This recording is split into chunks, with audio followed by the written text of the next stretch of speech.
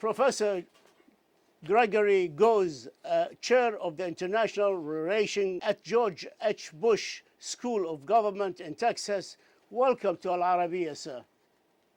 Thank you very much. It's a pleasure to be with you. I'd like to start with discussing this very important first speech of President Biden at the General Assembly.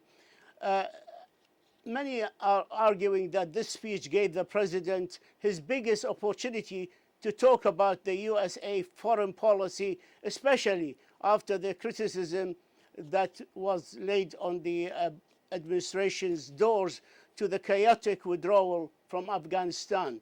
Do you agree with that assessment? It was certainly President Biden's first chance to address the world as a whole. And I agree that the early months of his presidency, after having promised kind of a return to a more normal and competent foreign policy, ran into some problems. Not just the problem of the Afghan withdrawal, not so much the withdrawal itself, but the way it was conducted, plus the diplomatic problem with France over the submarine deal with Australia at a time when President Biden said he wanted to restore America's traditional alliances that had been put under pressure under President Trump.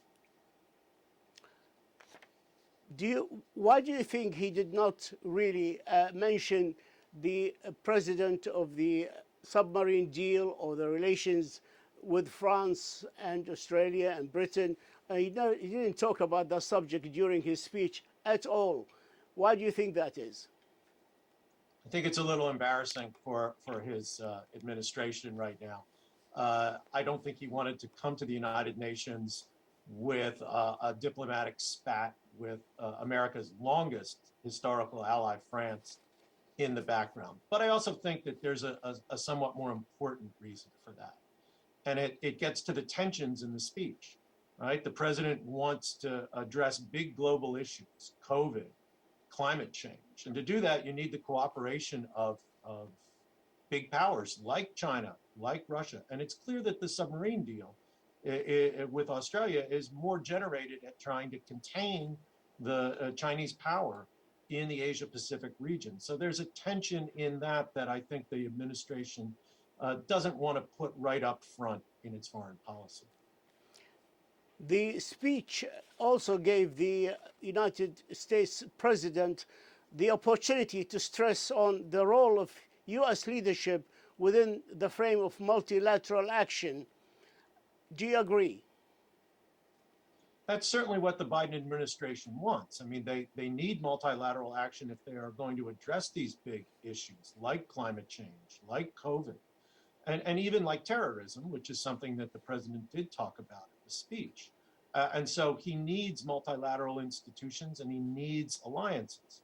But at the same time, he's emphasizing a special relationship with democracies, and that puts Russia and China, two countries that he needs cooperation with on climate change, for example, outside of that group. And I think that that's the fundamental tension in Biden's approach to the world. He also stressed that he does not want to go back to the Cold War, but he wants fierce competition, fair competition in all aspects of trade and science. Do you think that message will be adhered? Is there a chance that the others will play fair and stay away from Cold War?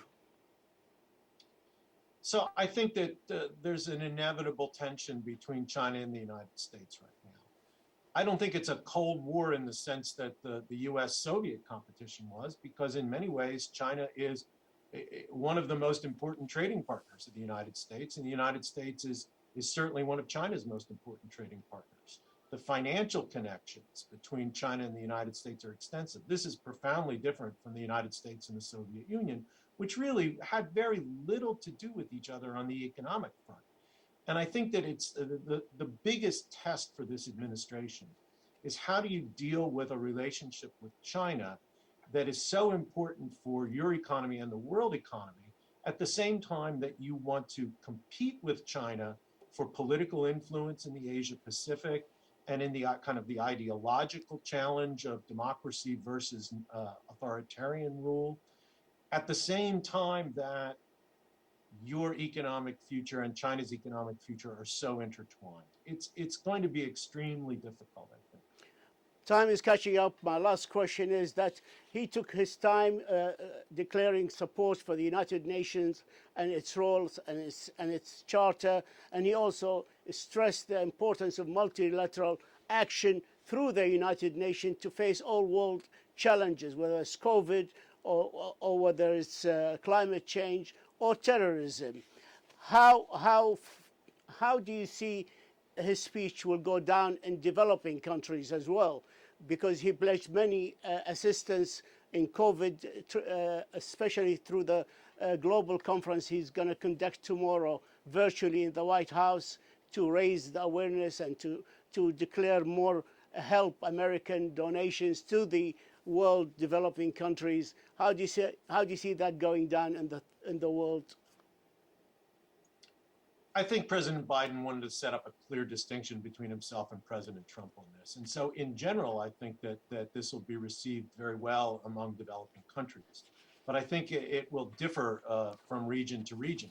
I mean, this is the first American presidential address at the UN in decades that didn't put the Middle East in a very important role in those speeches. And I think that was also very conscious choice by President Biden. We just didn't hear that much about the Middle East, and that's unusual when an American president addresses the UN. And so I think there might be some countries in the Middle East that worry a little bit about the direction of the Biden administration. How do you view his commitment that Iran will not get nuclear weapon, but that they're prepared to go back to the JCPOA and adhere by its commitments if and only if Iran adheres to its own commitments? I think that the impulse of the administration is to go back to the JCPOA. The question is, there's a new government in Iran. The Iranians, I think, felt that they were ill-treated by the United States, by the Trump administration when the United States left the JCPOA.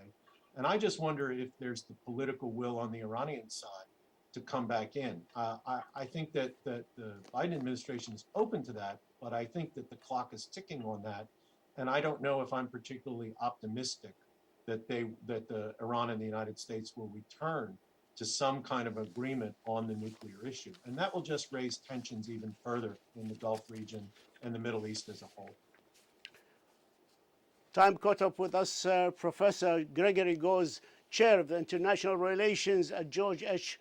Bush School of Government in Texas. We thank you, sir, for this special interview, and we thank you for your insight. Thank you so much, sir. Thank you. My pleasure.